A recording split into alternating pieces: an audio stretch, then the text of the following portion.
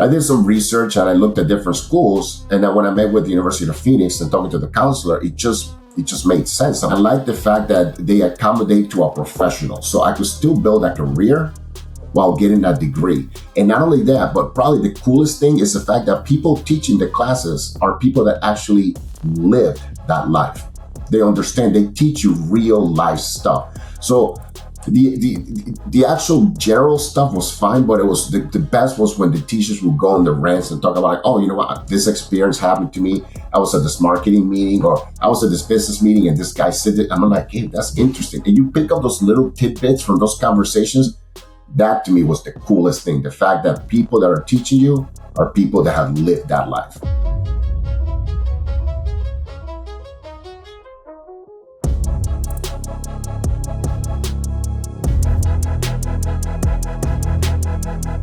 Welcome to the Degrees of Success podcast. I'm your host, Keith Chandler. Today's guest is an entrepreneur whose journey reflects resilience, reinvention, and the power of lifelong learning.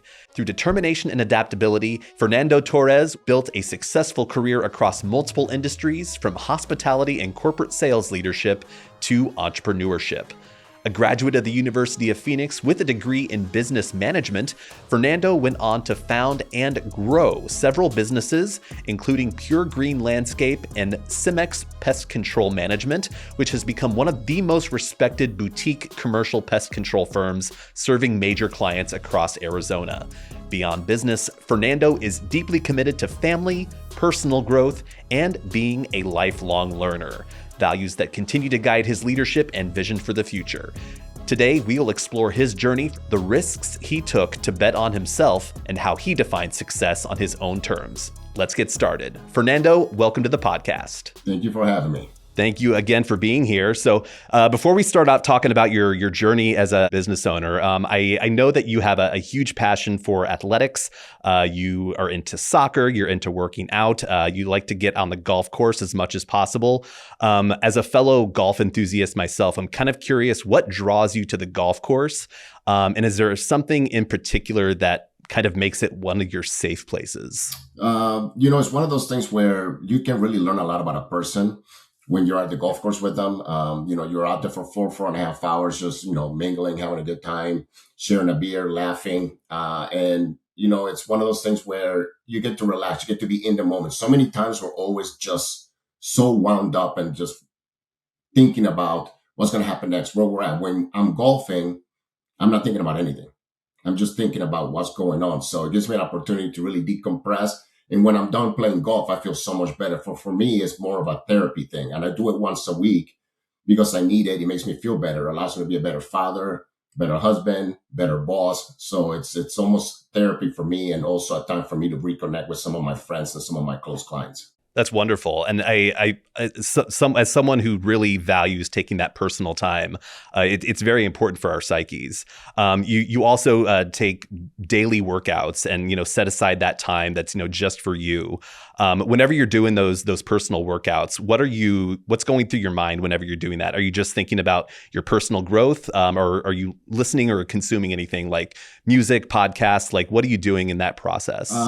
There's multiple things. Sometimes I do ebooks when I'm working out. Sometimes, depending on the type of workout, if I want to really get pumped up, I start listening to 80s rock. Don't judge. 80s rock. No judgment at all. The best. And to me, working out is one of those things that has absolutely nothing to do with vanity. I mean, it's great because you're doing it. It makes you look good. But like golf, when you're playing golf, you're with a group of people. When I'm working out, it's just me and my headphones. So a lot of times I'm going into deep thoughts, and it's interesting because I'm coming up with ideas. Like, it's crazy how I'm just sitting there like, oh, I didn't think about that. Oh, I didn't think about that. And then I just put it on my cell phone for later. And then I'm like, go back to them. I refer to them. I'm like, well, here are 4 or 5 great things I thought about while I was working out, because my brain is just in a different mode. And I come up with these crazy little ideas that I tend to sometimes implement into my business. So it's thinking and just, some personal therapy. That's perfect. I love how you get beautiful ideas when you're distracting your mind with things that are very much helpful to your mind at the same time. So as you worked your way through school, how did education and perseverance help you kind of find your footing? Well, I mean, with my mom, I mean, it was one of those things like she was always like, just get good grades, and you and I will be perfectly fine. So I made it a point to just make sure that I studied, and I studied hard to make sure I got A's and B's. So I never gave her a reason to be upset or ground us. So education became very important for me because I had to get those good grades, and I developed some really good skills in regards to learning, studying, and retaining information. So it will help me as I progressed in my education, because like I said, that was the one thing my mom said: if you get good grades, I'll be like a shadow. So I was like, perfect. Were there any teachers or mentors along the way that made a difference for you? Teachers, not necessarily. I just not somebody that I can truly remember. There was one individual in my professional career that I would consider to be my mentor. That was later on in life, but no, not anybody that I can think of. What about coaches? It was his coach. He actually coached the U.S. national team, and he ended up going to Hudson, Ohio, where I played junior soccer. And we started going to the different teams and created a super team. So he picked me from one of the teams, and he created a super team to compete against the top teams in the state and other states. So that was a pretty cool experience, because this is now a coach that came from the national level, coaching me on how to become a better soccer player. So, you found your foundation in high school, and you started to, whenever you got out of high school, you started to build your career across hospitality, sales, corporate leadership. What skills did you learn in those roles that you didn't realize would help you later today as you're an entrepreneur? I actually think it should be mandatory for everybody to be a waiter. I mean, it's like you really do learn how to deal with people, deal with conflict. When you're getting someone's order and you take it back, all of a sudden the kitchen crashes and the order's delayed. The kitchen's the kitchen. It doesn't matter. The customer's going to look at you and say, "You're the waiter, so I'm going to just chew you out." You have to navigate to that. You got to make them feel good. You got to get witty. You got to get funny. You got to be able to read the situation. Okay, it's an older lady. Let's talk about things that, make her funny. There's a little kid there. Let's make the kid happy. So you start kind of looking and troubleshooting to try to just de-escalate the situation to make sure that they're happy, and then they forget about the food, but they still remember the experience. So to me, it's one of those things where dealing with people, reading people, that was an immense help when I became a waiter. And then being a bartender, that took it to a whole different level, because you're truly a therapist at that point.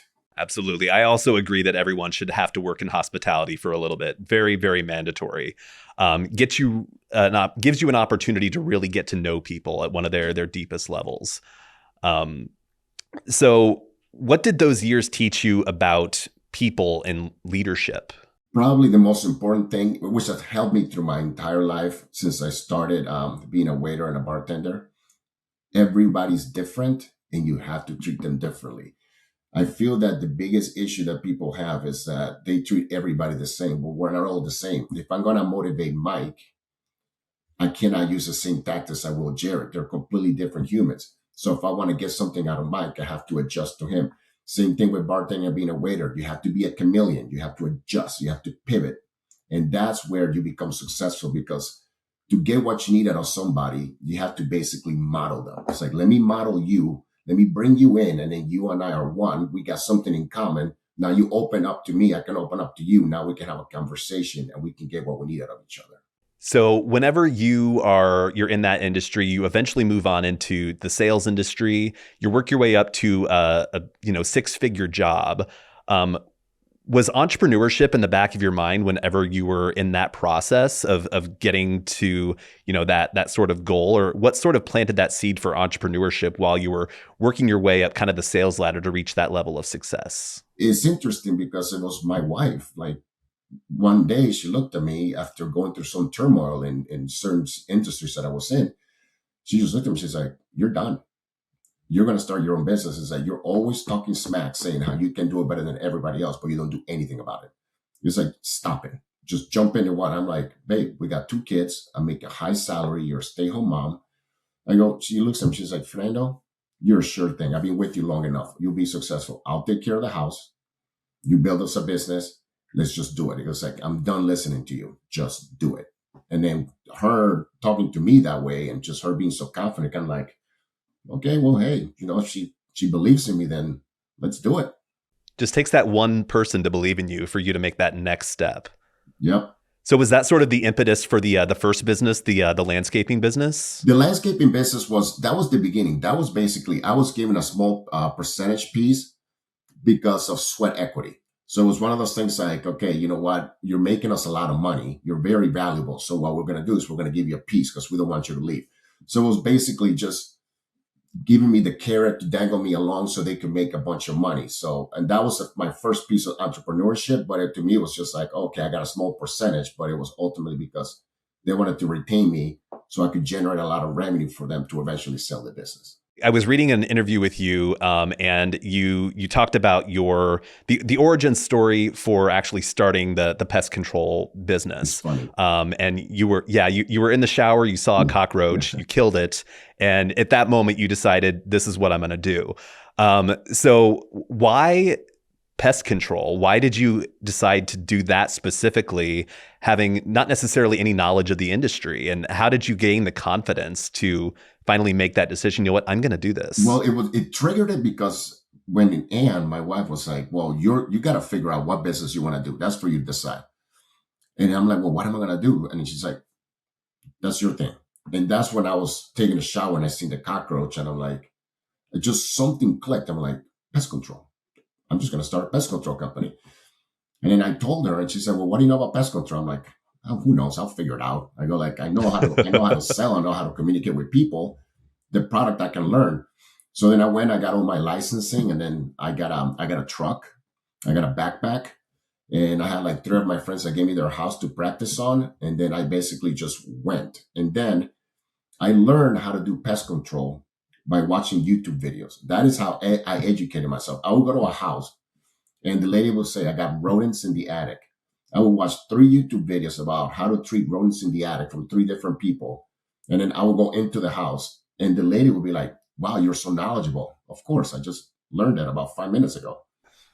And I started also... Just got to say one lesson ahead of the student, right? Yeah, exactly. And then I started doing things outside the box because I don't come from a pest control background. So I will see issues and I'm like, they'll be like, well, they do it this way, they do it that way. I'm like, well, why don't we do it this way? They said, well, nobody said that. I'm like, yeah, but it just kind of makes sense. Let's try it.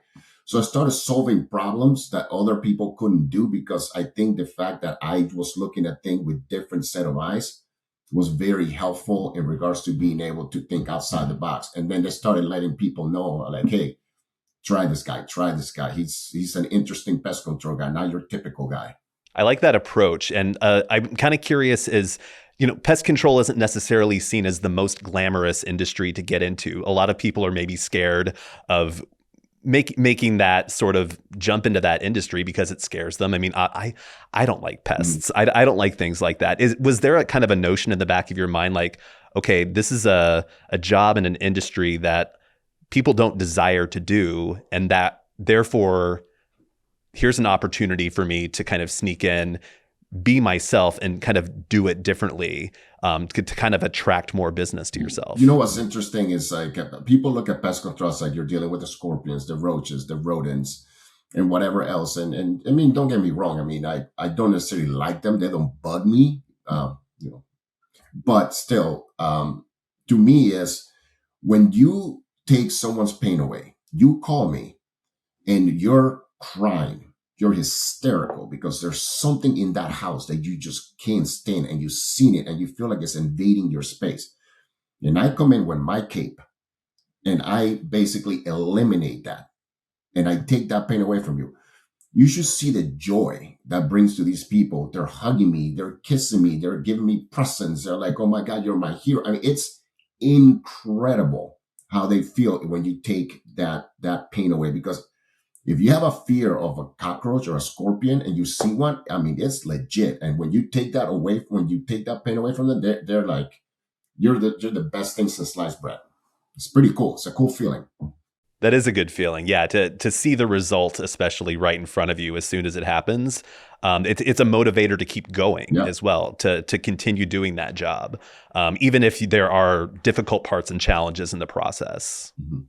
So when you started Cemex Control, you were teaching yourself business in real time, as you mentioned, watching YouTube videos in your car before jobs. What did that period teach you about confidence and problem solving? Well, at that point, I started realizing that, wow, like I can really do this. Like I'm really doing it well.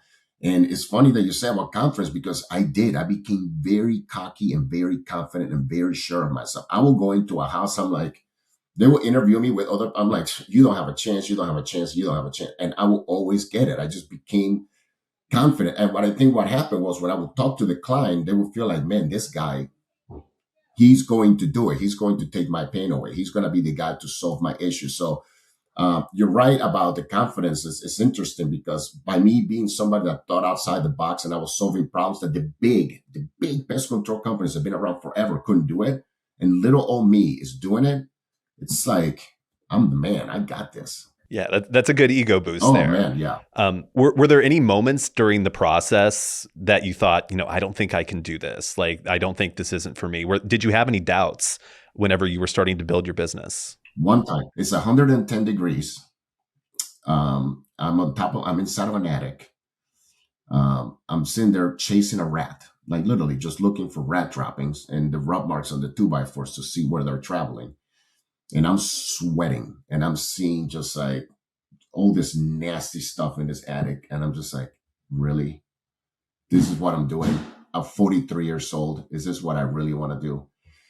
And I kind of sat there and just talked to myself. And I'm like, maybe I can go back to sales. I used to know if this is good for me. And then later on, I ended up just leaving the attic. And I remember really just started like looking at the big picture. It's like, hey, this is just a hurdle. Just get over yourself. No big deal. Eventually you'll have technicians, you have people, you just got to keep driving, keep driving, keep driving. So having that time to myself to be able to just kind of get myself back into a good place, it brought me back to where I needed to be. So what do you think was your proudest early win whenever you were starting the business? What was that kind of magical moment or key when you thought, this is for me and I'm going to build it more. I'm going to take it to the next level? I think it was when I hired my first tech, when it was time, like, wow, here I am. Like, it's not just me now. Like we're growing. Like I can't do this by myself anymore. We need someone else. So to me, it's like, hey, this is cool. Like we're now a legit business. It's not just sole proprietorship. So that was the moment that I'm like, okay, let's go. And as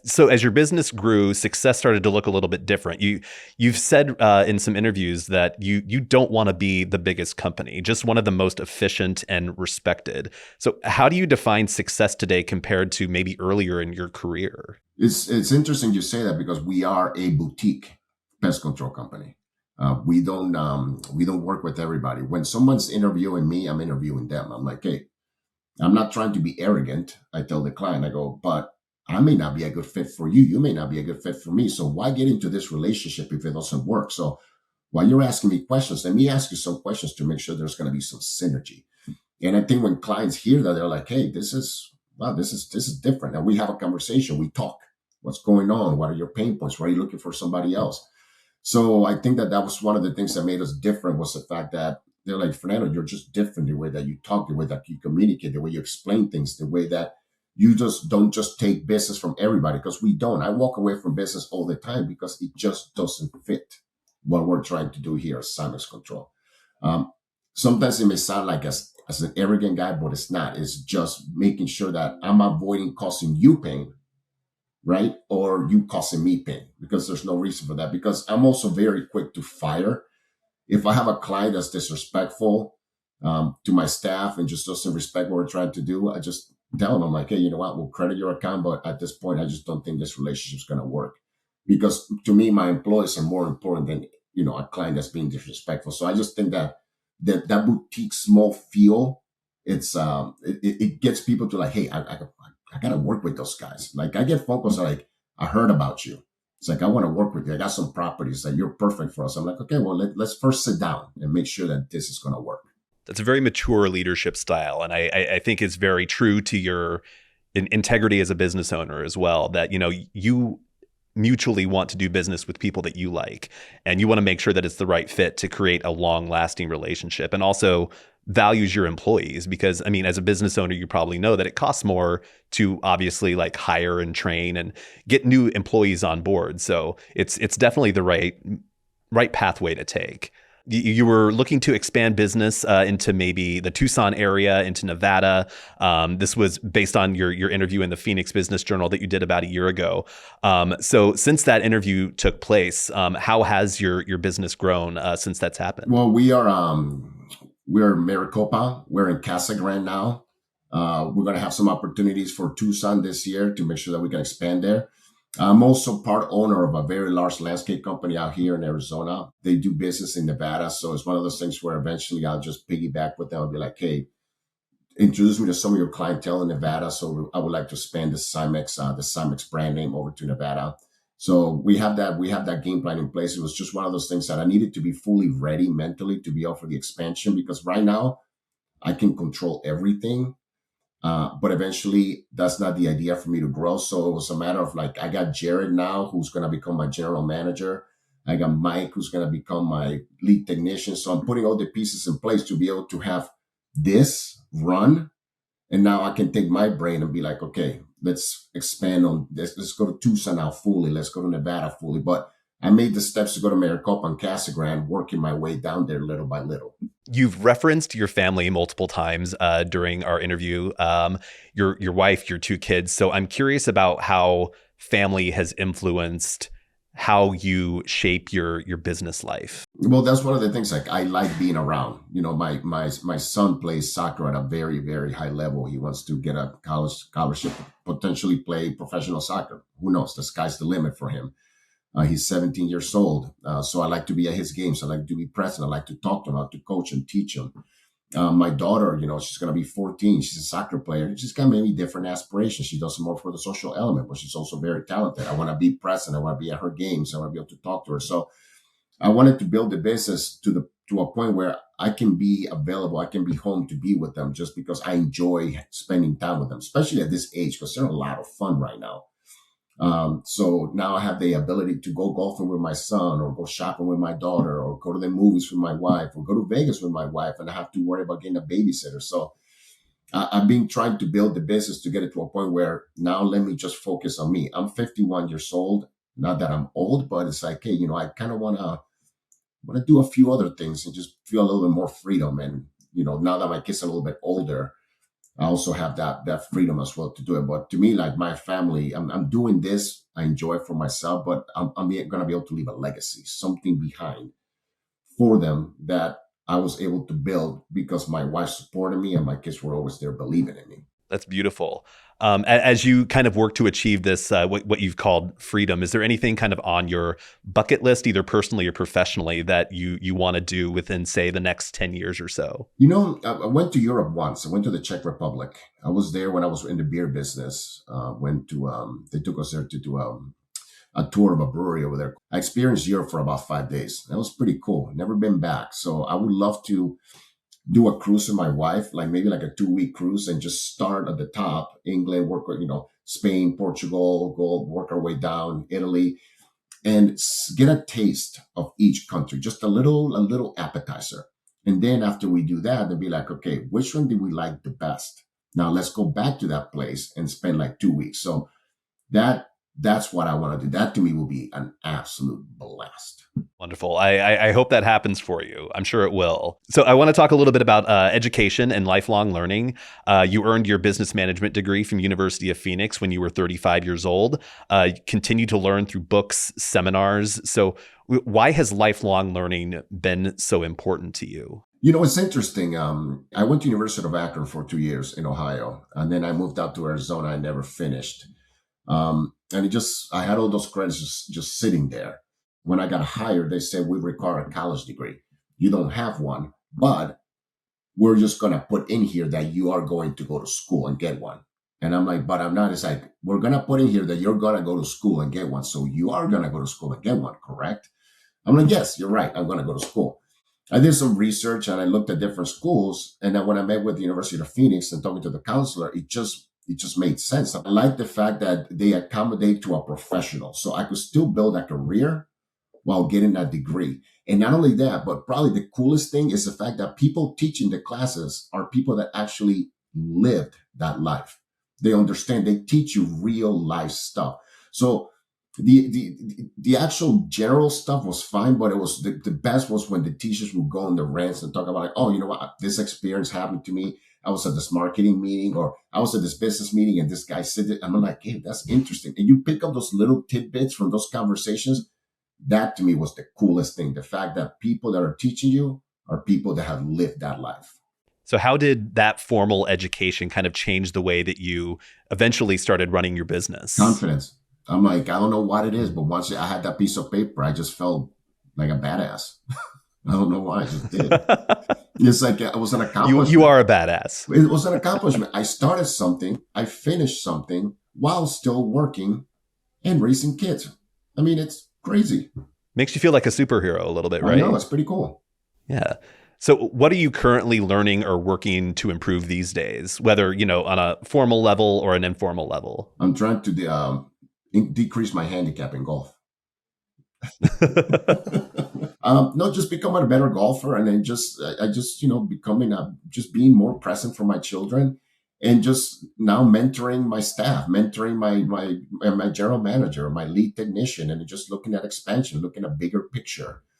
And just I learn about those things by doing research, going online, just listening to individuals on whether it's in Fox or CNN. I mean, I don't care who it is, as long as they bring the information that I need. So I look for those little tidbits. How did this guy do it? How did that guy do it? How did that girl do it? So it's just gaining the information and the knowledge that I need to be able to make me more successful. And then I'm also learning about the stock market because it's something that intrigues me, and I want to learn more about it. I want to be more educated to be able to manage my own money. So that's also, I'm taking some classes in that as well. Very nice. You mentioned that you're also taking some time to mentor your employees and your staff. I'm kind of curious how it makes you feel to actually have people that look up to you as a mentor. What does that sort of stir inside you? I've had in my journey, I've had a few individuals who I've mentored who reach out to me frequently, and I've become very successful. And they're like, Fernando, I would never be the person that I am if you didn't believe in me, if you didn't you've seen something in me that I didn't even see. Because like, and you took it out of me by just pushing me to the brink of, you were literally breaking me, but you had to do that to get it out of me. And it's pretty powerful. Like I enjoy it, and I love the fact that I did that for them. But I tell them, I'm like, look, if I am pushing you and I am talking to you and I'm spending time with you, it's because I care about you and I see something in you. If I'm not involved with you, then you probably should worry, because there's a chance that I probably just completely disconnected myself and you're probably on your way out. So appreciate the fact that I'm spending time with you, because my time is valuable and I see something in you that I don't think you see, but I'm just going to try to get it out of you. And sometimes you manage that. And like the most recent one is my service manager being promoted to general manager, Jared. This kid's he's a unicorn. He's an absolute rock star. He's a badass, but he just didn't see it. He was like, man, you're like tripping over your own feet. And then he finally, something, I don't know what happened. A switch flipped, and all of a sudden, like, boom, I'm like, there he is. There he is. And now he's like, his confidence level, I mean, this kid is an absolute rock star. It almost becomes a religion at that point. Like the time that you invest into people and the time that people invest in you, it really changes who you are and how you perceive the world. Yeah, correct. For listeners who are, tuning in today, might be thinking of changing their career, or people who are just thinking about starting something new, what advice would you give them about taking that first step? This will probably, if I had a saying, if I had a t-shirt that I would carry, that would just be in the front and the back. If you can see it, you can reach it. It really is. Like, if I see something and I visualize it, I always get it. There'll be hurdles, there'll be walls and things I have to get around it, but no one's going to get in my way to reach that finish line. You are your only obstacle. You're the only person that's going to get in the way. So to me, I work that way. I teach my kids that. I told my son, he wants to be a high level athlete. He wasn't that athletic. I'm like, if you work, and you achieve what you're looking for, I guarantee you'll get it. And he's well on his way. Why? Because he's working. And that's with anybody. It's just stop putting hurdles in front of you. Stop being a victim. If things are not working, pivot, change, do something, go after it. In this country, you can do anything you want. You are the only reason you're not successful. I mean, it's just people don't realize that this country is like the greatest nation on earth. Everything I have is because of this amazing place I live in. Fernando, thank you so much for sharing your story and your perspective with us today. Your time and your advice is greatly appreciated. Thank you for coming on Degrees of Success. Julie, thank you. Thank you for joining us on this episode of the Degrees of Success podcast. Fernando Torres' story reminds us that success doesn't come from having all of the answers.